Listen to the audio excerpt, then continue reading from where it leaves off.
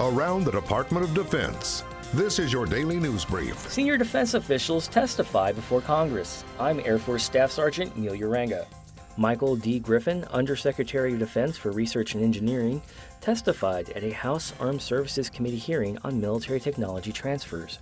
No one believes more strongly than I in the value of international partnerships and alliances and in the value of international commerce and fair exchange. But the Chinese theft of technology and intellectual property through the exfiltration of the work of others is not unlike the Chinese construction of islands to encroach upon the geographic domains of international waters and those of other sovereign nations.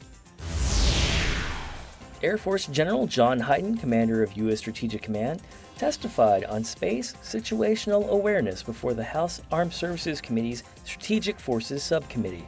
Our national security mission demands that we make the space environment as safe as possible to operate in, and that has led to our current sharing arrangements.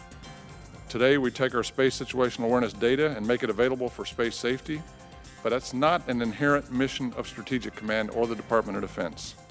And I have never believed the Department of Defense should have to perform that space traffic management for the world. We do that because we need to do it.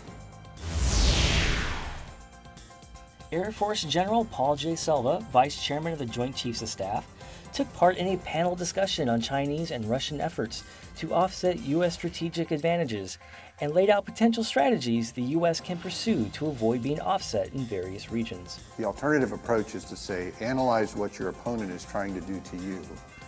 Make this a competition, not a conflict, and checkmate them or prevent them from getting so much of an advantage that they can prevent you from doing the things that are in your national interest. For more information about your military, go to defense.gov.